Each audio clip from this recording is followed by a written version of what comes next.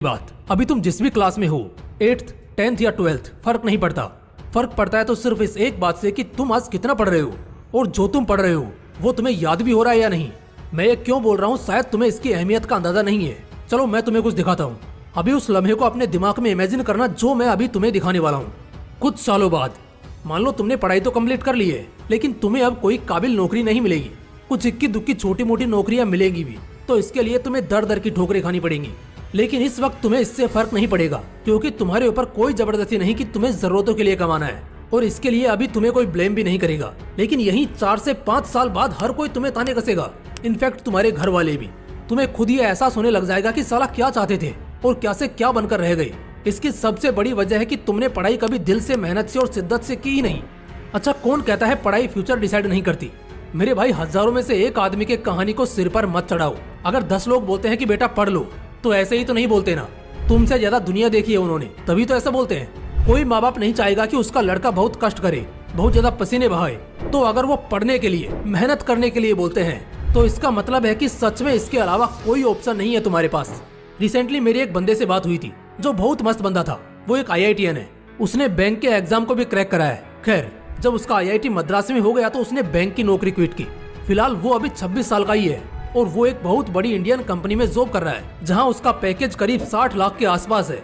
उसने कई और भी स्किल्स में मास्टरी कर रखी है, जैसे machine learning, product managing, data science. और आज वो बंदा अपनी जॉब से इतना कमा रहा है जितना बहुत से लोग धंधे से कमाने की ख्वाहिश करते हैं। मैंने उस बंदे से पूछा कि भाई तुमने क्रैक कैसे किया, मतलब तुम कैसे पढ़ते थे, कितना घंटा पढ़ते थे और तुम्हारा क्या शेड्यूल था उस दौरान।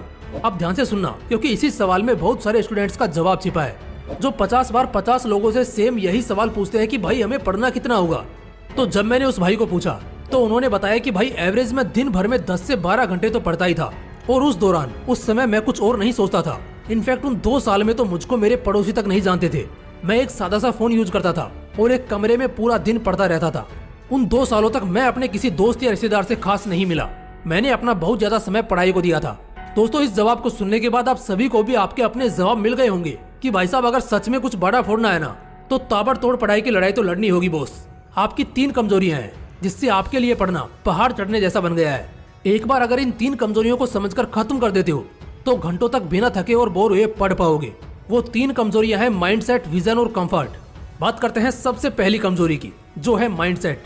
तुम्हारा माइंडसेट ही जिम्मेदार है कि आज तुम गरीब हो या अमीर, खुश हो या उदास, सिंगल हो या कमिटेड। हर काम जिसका एक रिजल्ट निकलता है तो उसका जिम्मेदार वो माइंडसेट ही होता है, जो उसे उस काम में सफल या असफल करता है। बड़े स्पोर्ट्स पर्सन्स भी माइंडसेट को ज्यादा वैल्यू करते हैं। इसका रीजन मैं तुम्हें बताता हूँ। कुछ चीजें हम आसानी से कर जाते हैं क्योंकि वो आसान लगती है हमें, और वहीं कुछ चीजों में थोड़ा स्ट्रगल करना पड़ता है और कुछ समय बाद वो पहाड़ बन जाती है, जैसे कि पढ़ाई। गेम्स खेलना आसान है, सोना आसान है, घूमना आसान है, इसलिए इन सबको करने का बार बार मन करता है। वर्कआउट करना मुश्किल है, ज्यादा घंटे पढ़ना मुश्किल है, और किसी स्किल को सीखना मुश्किल है। लेकिन मुझे एक बात बताओ, क्या आज तक दुनिया में कोई ऐसा नहीं हुआ जो ये सब कर पाया है? क्या आज तक किसी ने घंटों तक जिम में पसीने नहीं बहाए होंगे? क्या किसी ने घंटों तक नहीं पढ़ा होगा? या आज तक किसी ने कुछ नया नहीं सीखा होगा? खैर, आगे मुझे कुछ कहने की जरूरत नहीं, मगर बात यह है कि क्या फर्क है उनमें और तुम में। मैं बताता हूँ, माइंड सेट का फर्क है। अब क्या होता है ना कि जिस काम में थोड़ा सा स्ट्रगल करना पड़ता है, मोस्टली केसेस में लोग दोबारा उसे करना ही नहीं चाहते और एक तरह का बोझ या डर अपने मन में बिठा लेते हैं, जिससे वो चींटी जैसी समस्या मन ही मन पहाड़ बनने लगती है। और अगर तुमने पढ़ाई को अपने मन में कुछ इस तरह से बना रखा है तो ये तुम्हारी गलती है। ऐसे में सबसे पहले अपना माइंडसेट बदलो। दिमाग में ये नहीं होना चाहिए कि पढ़ना हार्ड है, बल्कि ये होना चाहिए कि पढ़ने में ही तो असली मजा है। तो अब सवाल है, इस माइंडसेट को कैसे बदला जाए? तो इसका जवाब मिलेगा उस दूसरी कमजोरी को जानकर और उसे खत्म करके। दूसरी कमजोरी है लैक ऑफ विजन। मुझे एक बात बताओ, कोई इंसान अपना सुख और आराम छोड़कर पसीने क्यों बहाएगा? जब उसको कुछ मिलने वाला होगा तभी ना। इंसान नौकरी करता है क्योंकि उसको पैसे मिलने वाले होते हैं। एक मजदूर अगर मजदूरी करता है तो सिर्फ इसलिए क्योंकि 12 घंटे की कड़ी धूप के बाद शाम को उसके उस दिन की दिहाड़ी मिलेगी। ठीक उसी तरह एक स्टूडेंट भी तभी जी तोड़ मेहनत करेगा ना, जब उसको कुछ हासिल होने वाला होगा, कुछ ऐसा जिसके बाद वो खुशी से पागल हो जाए। हर वक्त माँ बाप बच्चों को बोलते रहते हैं, तू पढ़ता क्यों नहीं है, पढ़ाई करने बैठ, खूब पढ़ाई कर, 4 घंटे रोज पढ़, 7 घंटे रोज पढ़। लेकिन भाई पढ़ना क्यों है? जब दिमाग में एक विजन होगा ना, तो पढ़ाई करनी नहीं पड़ेगी, बल्कि वो खुद ब खुद होगी। 80% से भी ज्यादा स्टूडेंट्स आज बिना किसी विजन के पढ़ते हैं, सिर्फ इसलिए क्योंकि उन्हें पढ़ने को बोला जाता है। और ये बात मैं नहीं, खुद एजुकेशनल सर्वे बताती है।